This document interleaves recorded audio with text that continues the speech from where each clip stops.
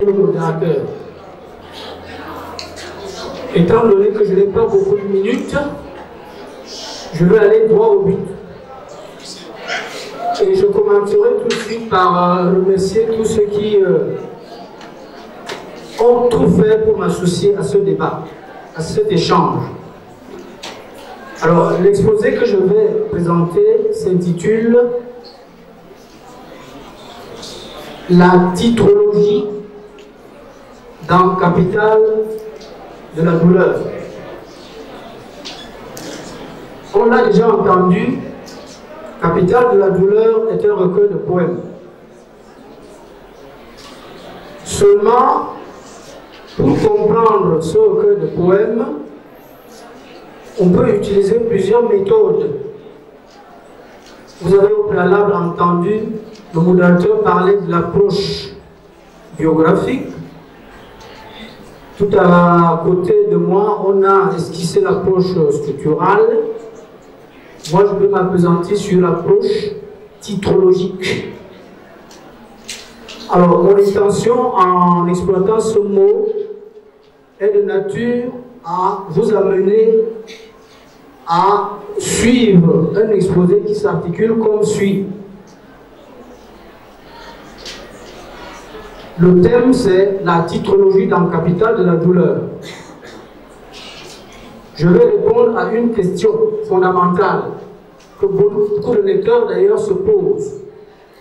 Et la question dite ainsi concerne également au premier chef les élèves, je veux dire les candidats au baccalauréat et les enseignants.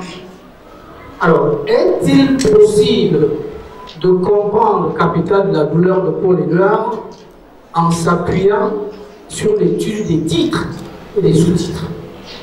Voilà la question que je me suis posée. C'est ma problématique. Alors, pour développer cette problématique, je vais juste évoquer rapidement deux petits points. Le premier point concerne justement la façon dont l'auteur a présenté les titres et surtout leur rôle. Et enfin, je vais esquisser au deuxième point quelques messages phares qui constitueraient ce que j'appelle les intentions ou la vision du monde de Paul Éluard. Alors, comme vous pouvez le constater, mon exposé se présente un peu comme une dissertation. Étant donné qu'au baccalauréat, certains parmi vous rencontreront fatalement l'un et l'autre élément qui aura été évoqué ici cet après-midi. Vous allez être prophète par endroit. Alors, s'agissant du premier point, qu'est-ce qu'on entend par titre? Vous avez la possibilité de lire avec moi au tableau, je crois. C'est petit, n'est-ce pas? Bon, alors, on agrandit cela un peu. Alors, la notion de titre correspond à ce que j'appelle un énoncé servant à désigner le contenu. Un énoncé qui consiste à désigner le contenu, soit d'une œuvre entière, soit d'un poème précis. Alors, ce que vous allez remarquer dans Capital de la douleur, c'est qu'il y a trois types de titres. Le premier type de titre concerne ce que j'appelle le titre général du recueil humain, à savoir Capital de la douleur.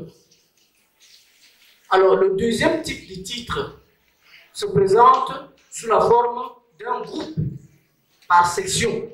Et c'est le terme qu'utilisent d'ailleurs tous les commentateurs et tous les critiques Et là, on distingue 3 sections. Bon, même si quelquefois on dit qu'il y en a 4, peu importe, mais les titres restent les mêmes. Répétition, c'est la première section. Mourir, de ne pas mourir, la deuxième, à laquelle se greffent les petits justes. Et la troisième session, si vous voulez la quatrième, ça dépend de vous, c'est nouveau poème. Et enfin, la notion de titre apparaît également au niveau de l'un ou l'autre poème, même s'il est établi que tous les poèmes n'ont pas de titre. Voilà pourquoi vous risquerez de temps en temps d'entendre parfois des chiffres qui ne sont pas toujours les mêmes.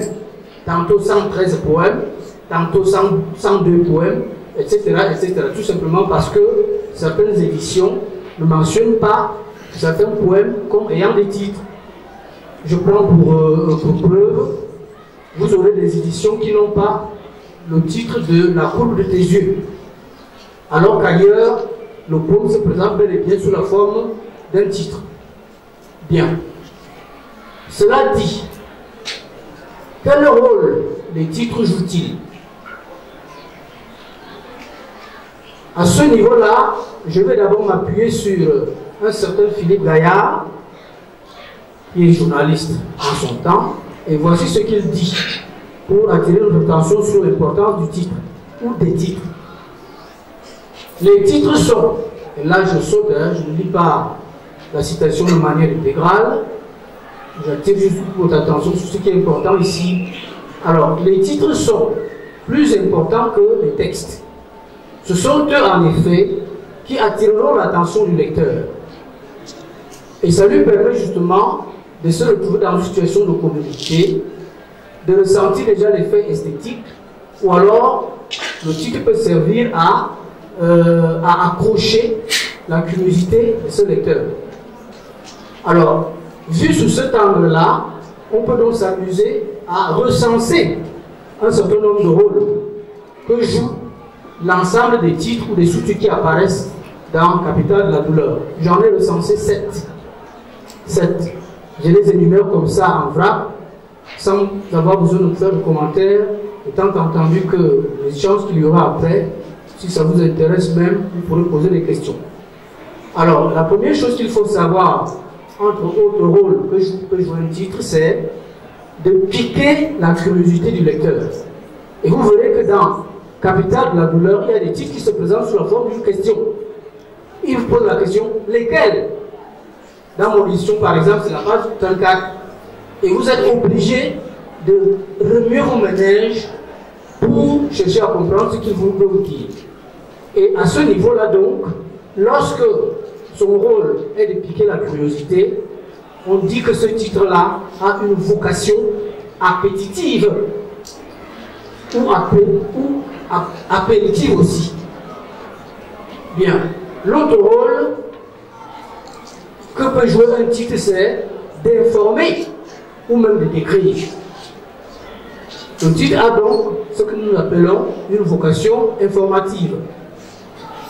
Le titre peut transmettre, c'est le troisième rôle, la vision du monde de l'auteur.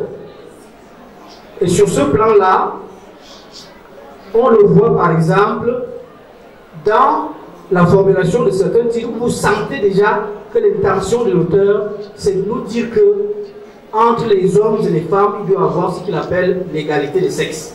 Voilà un titre qui vous informe déjà sur les prises de position de l'auteur.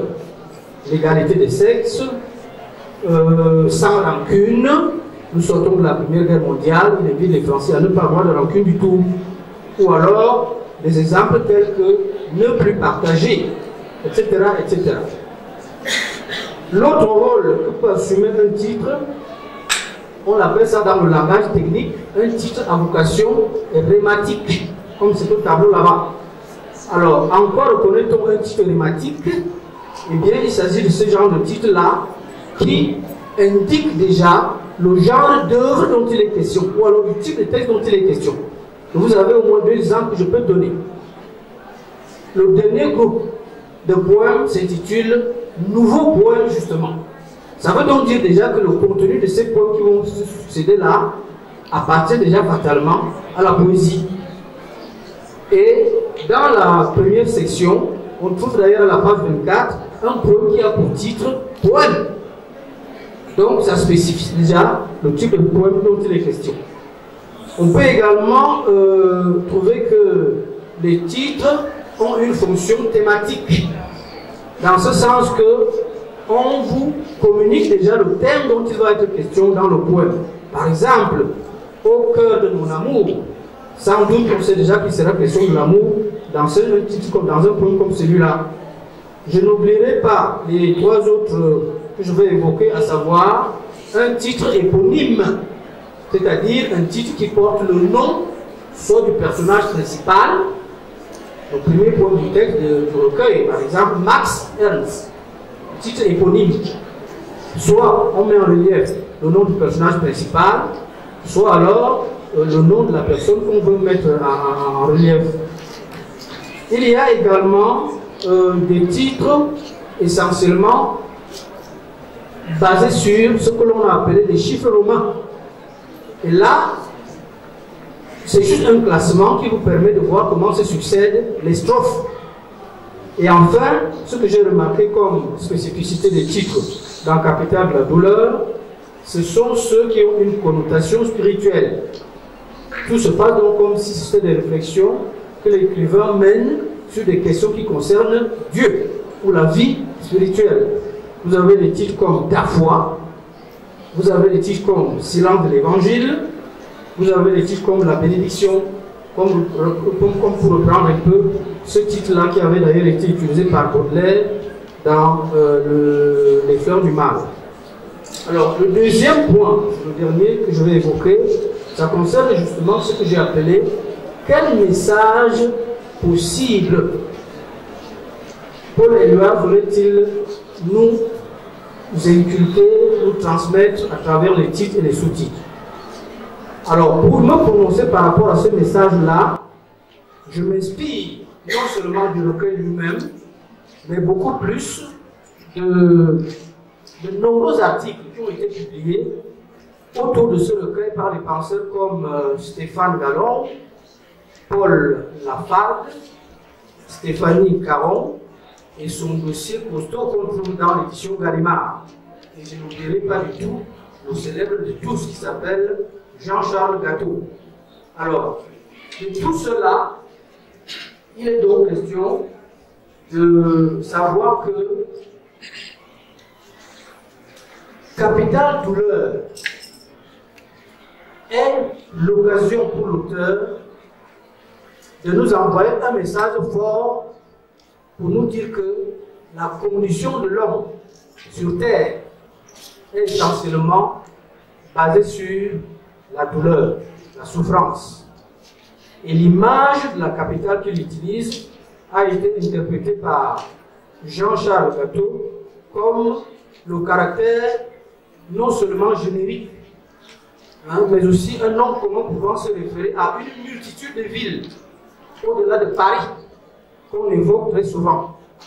C'est celle qui s'étend à perte de vue aussi long qu'une capitale, grande, immense, large, touchant des milliers et des milliers de personnes, représentant pas seulement la capitale de Paris, la France, mais toutes les capitales du monde, dans lesquelles on trouve également des gens qui souffrent de misère de toutes sortes. Alors, ceci étant, j'ai voulu justement vous démontrer qu'il est possible, et même très recommandé, de lire et de comprendre une œuvre, quelle qu'elle soit, en focalisant déjà son attention sur soit les titres, soit les sous-titres. Je vous remercie.